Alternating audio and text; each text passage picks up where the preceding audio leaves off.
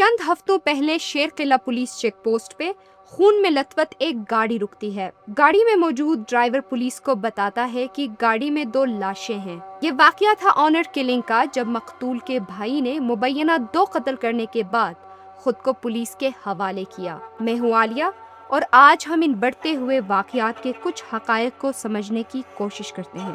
گزشتہ ایک ہی مہینے میں گلگت بلتستان کے مختلف علاقوں سے آنر کلنگ کے 5 واقعات سامنے آئے۔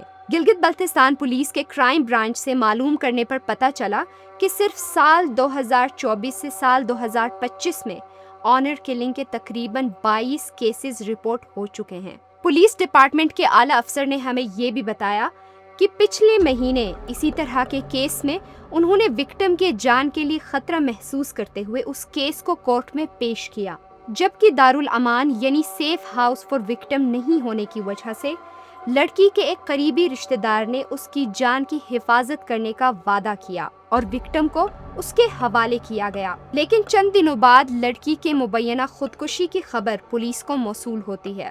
پولیس نے جب انویسٹیگیشن کیا تو معلوم ہوا کہ وہ سوسائیڈ نہیں بلکہ مبینہ قتل کا کیس تھا۔ پولیس نے سیکشن 302 کے تحت ملزم کو گرفتار کیا۔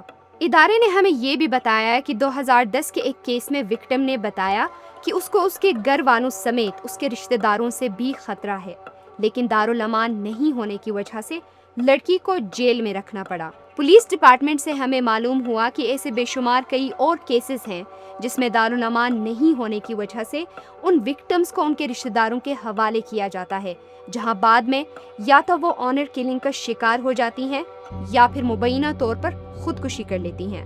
پورے گلگت بلتستان میں ایک بھی دارالامان نہیں ہے، جس کی وجہ سے خواتین ڈومیسٹک وائلنس جیسے ان ہیومن ایکٹس کے لیے بہت زیادہ ونریبل ہیں۔ دارالامان کے حوالے سے معلوم کرنے پر پتہ چلا کہ دارالامان کے لیے بلڈنگ تو موجود ہے لیکن آپریشنل نہیں ہے، جس کی وجہ سے خواتین کو تحفظ فراہم کرنا بہت مشکل ہو جاتا ہے۔ HRCP گلگت برانچ نے ہمیں بتایا کہ انہوں نے متعلقہ ادارے کو دارالامان کے لیے لیٹر بھی لکھا ہے کہ جو بلڈنگ جس مقصد کے لیے بنایا گیا ہے اسی مقصد کے لیے اس کو آپریشنل کیا جائے، لیکن ابھی تک اس پہ عمل درآمد نہیں ہو سکا۔ پاکستانی لاء کے سیکشن 302 کے تحت قتل ایک نان کمپاؤنڈیبل آفینس ہے، مگر آنر کلنگ کے کیس میں کمپلیننٹ یا ولی اگر قتل معاف کر دیتا ہے تو قاتل کو سزا سے بچنے کا راستہ مل جاتا ہے۔ یہی وجہ ہے کہ اکثر آنر کلنگ کیسز میں انصاف نہیں ملتا۔ گھر والے یا تو خود انوالو ہوتے ہیں یا معافی دے کر کیس ختم کر دیتے ہیں۔